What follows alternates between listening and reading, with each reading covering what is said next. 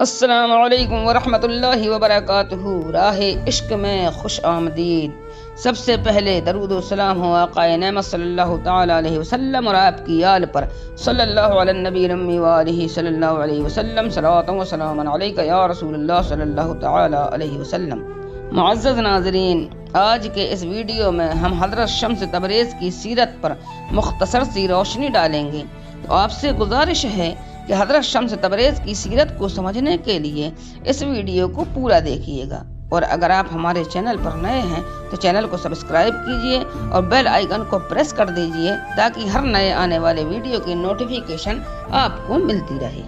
جنہوں نے ایک ہی ملاقات میں مولانا روم جیسے عالم کی دنیا ہی بدل ڈالی، اور مولانا کی زندگی میں ایک ایسا انقلاب پیدا ہوا کہ مولانا اپنی روش ہی بھول گئے۔ کتب خانہ بند کر دیا گیا، درس و تدریس کا سلسلہ ٹوٹ گیا۔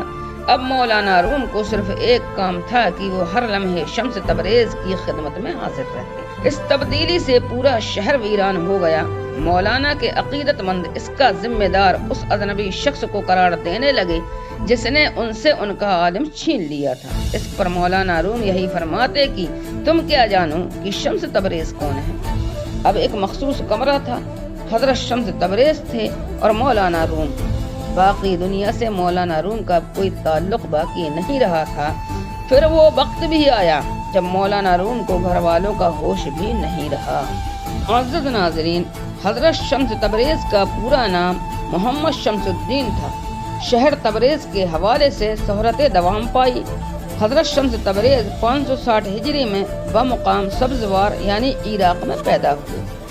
آپ کے والد گرامی کا نام سید صلاح الدین محمد نور بخش تھا۔ حضرت شمس تبریز کا سلسلہ نسب براہ راست حضرت امام جعفر صادق سے ملتا ہے۔ ہوش سنبھالتے ہی حضرت شمس تبریز کو تعلیم و تربیت کے لیے ان کے چچا عبدالحادی کے سپرد کر دیا گیا۔ چچا نے بھتیجے پر بہت محنت کی، یہاں تک کہ تفسیر، فقہ اور حدیث کے ساتھ دیگر علوم سے بھی آراستہ کر دیا۔ جب 579 ہجری میں سید صلاح الدین محمد نور بخش دعوت اسلام کے لیے بدخشاں کی طرف روانہ ہوئے تو حضرت شمس تبریز کو بھی اپنے ساتھ لے گئے۔ اس وقت ان کی عمر 19 سال تھی۔ بدخشاں میں ہزاروں لوگوں کو حقی تعلیم دی، پھر تبت کوچک کی طرف گئے اور سینکڑوں انسانوں کو دین اسلام میں داخل کیا۔ پھر یہاں سے باپ اور بیٹے نے کشمیر کا رخ کیا۔ اس وقت یہاں کے لوگ سورج کی پرستش کرتے تھے۔ حضرت سید صلاح الدین اور حضرت شمس تبریز کی کوششوں سے ہزاروں بت پرست باشندوں نے اسلام قبول کیا۔ اس علاقے کی چنگڑ قوم نے انہیں بہت پریشان کیا، مگر بعد میں یہ لوگ بھی جلد ہی مطیع و فرمانبردار ہو گئے۔ 586 ہجری میں حضرت شمس تبریز والد محترم کے ہمراہ واپس اپنے وطن سبزوار تشریف لے گئے۔ یہاں حضرت شمس تبریز کی شادی ہو گئی۔ آپ کے 2 فرزند سید نصیر الدین محمد اور سید علاء الدین احمد پیدا ہوئے۔ سید علاء الدین احمد زندہ پیر کے لقب سے مشہور ہوئے۔ حالات واقعات کے اعتبار سے حضرت شمس تبریز کی شخصیت بہت زیادہ اختلافی نظر آتی ہے۔ آپ نے خانہ بدوشی کی زندگی بسر کی اور تمام عمر ایک عجیب اذیت و کرب میں مبتلا رہے۔ بغداد تشریف لے گئے تو مقامی علماء کو آپ کے خیالات سے شدید اختلاف ہو گیا۔ بادشاہ وقت ان علماء کے زیر اثر تھا۔ نتیجتاً حضرت شمس تبریز کو شہر بدر ہونا پڑا۔ ابھی آپ بغداد کی حدود سے نکلے ہی تھے کہ اچانک بادشاہ کا بیٹا بیمار پڑا اور دوسرے دن مر گیا۔ بادشاہ کو خیال گزرا کہ شاید یہ المناک واقعہ حضرت شمس تبریز سے بدسلوکی کے باعث رونما ہوا ہے۔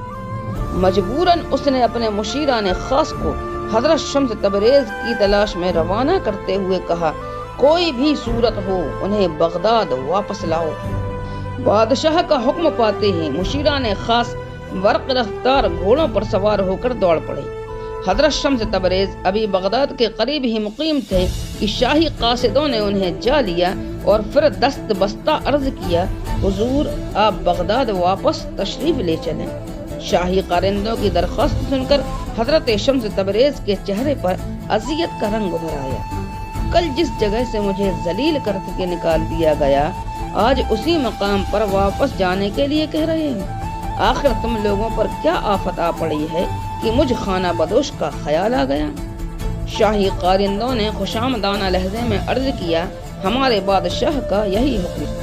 حضرت شمس تبریز نے بے نیازانہ لہجے میں کہا، میں تو بس ایک بادشاہ کا حکم مانتا ہوں، باقی بادشاہوں کو میں نہیں جانتا۔ حضرت شمس تبریز کے انکار سے صورتحال بگڑ گئی تھی۔ شاہی قارندے ایک مرد قلندر کے قدموں سے لپٹ گئے اور بہت دیر تک عاجزی کا مظاہرہ کرتے رہے۔ آخر حضرت شمس تبریز کو ان پر رحم آ گیا، پھر یہ کہتے ہوئے شاہی قارندوں کے ساتھ ہو گئے، چلو تمہارے کہنے سے چلتا ہوں، مگر بغداد کے لوگ زیادہ دن تک مجھے برداشت نہیں کر سکیں گے۔ جب حضرت شمس تبریز شاہی محل پہنچے تو وہاں صف ماتم بچھی ہوئی تھی۔ تمام درباری سیاہ لباس پہنے ہوئے ولی عہد سلطنت کی موت کا سوگ منا رہے تھے۔ بادشاہ بڑے احترام کے ساتھ پیش آیا، مگر اس کے چہرے پر غم اور مایوسی کا دھواں پھیلا ہوا تھا اور آنکھیں آنسوؤں سے لبریز تھی۔ یہ سب کچھ کیا ہے؟ حضرت شمس تبریز نے بادشاہ سے دریافت کیا۔ پورا شہر ماتم قدا کیوں بنا ہوا ہے؟ کچھ دن پہلے جب میں یہاں سے گیا تھا تو بغداد کے در و دیوار کیف و مسرت سے جھوم رہے تھے، مگر آج یہاں قبرستان جیسا سناٹا ہے۔ بادشاہ نے کوئی جواب نہیں دیا، خاموشی سے حضرت شمس تبریز کو ساتھ لے کر اس کمرے میں پہنچا جہاں اس کے محبوب بیٹے کی لاش رکھی ہوئی تھی۔ حضرت شمس تبریز نے سوالیہ نظروں سے بادشاہ کی طرف دیکھا۔ میرے جواں مرگ بیٹے کی میت ہے۔ بادشاہ نے نمناک آنکھوں اور لرزتے ہوئے لہجے کے ساتھ کہا، آپ کے بغداد سے جاتے ہی یہ اچانک بیمار ہوا اور دیکھتے ہی دیکھتے آغوش فنا میں چلا گیا۔ میں سمجھتا ہوں کہ یہ اسی گستاخی کی سزا ہے جو میں نے آپ کی شان میں کی تھی۔ حضرت شمس تبریز مسکرانے لگے، درویش کے ساتھ لوگ گستاخی سے پیش آتے ہی رہتے ہیں، مجھے آپ سے بھی کوئی شکایت نہیں۔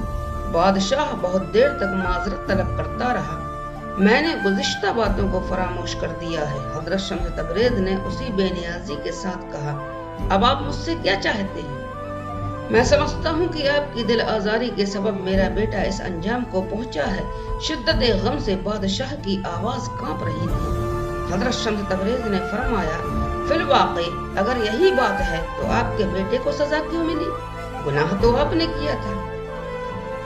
بادشاہ کی آنکھوں سے بہتے ہوئے آنسوؤں میں کچھ اور تیزی آ گئی۔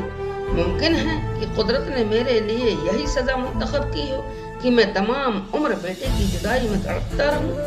حضرت شمس تبریز نے حاکم بغداد سے سوال کیا، اللہ اپنے رازوں کو خوب جانتا ہے، میں آپ کے لیے کیا کر سکتا ہوں؟ بادشاہ نے بڑے عاجزانہ لہجے میں عرض کیا، میری درخواست ہے کہ آپ میرے بیٹے کے حق میں دعائے خیر فرما دیں، ہو سکتا ہے کہ آپ کی دعاؤں سے میرے بیٹے کو نئی زندگی مل جائے۔ ایسا ہوتا تو نہیں ہے، جو چلا گیا سو چلا گیا، حضرت شمس تبریز نے فرمایا۔ پھر بھی تمہارے سکون قلب کے لیے اپنے مالک کی بارگاہ میں عرض کیے دیتا ہوں۔ یہ کہہ کر حضرت شمس تبریز نے آنکھیں بند کی، پھر آپ کے ہونٹوں کو جنبش ہوئی۔ اے اللہ، اگر تو نے اس لڑکے پر میری دل آزاری کے باعث موت مسلط کر دی ہے تو میں اسے معاف کرتا ہوں۔ تو بھی اس عاجز بندے محمد شمس الدین کی خاطر اپنے بے پناہ اور بے مثل فضل و کرم کا مظاہرہ کر اور اس بچے کو معاف کر دے۔ ابھی ایوان شاہی کے ایک کمرے میں حضرت شمس تبریز کی دعا ختم بھی نہ ہوئی تھی کہ شہزادے کے جسم کو جنبش ہوئی، پھر وہ اپنے بستر پر اٹھ کر بیٹھ گیا اور حیرت زدہ نظروں سے چاروں طرف دیکھنے لگا۔ بادشاہ بغداد کچھ دیر تک حیرت و سکوت کے عالم میں کھڑا رہا، کبھی وہ حضرت شمس تبریز کی طرف دیکھتا اور کبھی اپنے محبوب بیٹے کی طرف جو وادی فنا میں داخل ہونے کے بعد دوبارہ اس دنیا میں لوٹ آیا تھا۔ یکایک شاہ بغداد کی آنکھیں آنسوؤں سے لبریز ہو گئیں، یہ خوشی اور عقیدت کے آنسو تھے۔ پھر فرما روائے بغداد حضرت شمس تبریز کے قدموں میں جھک گیا۔ یہ سب کچھ آپ کی دعاؤں کا نتیجہ ہے۔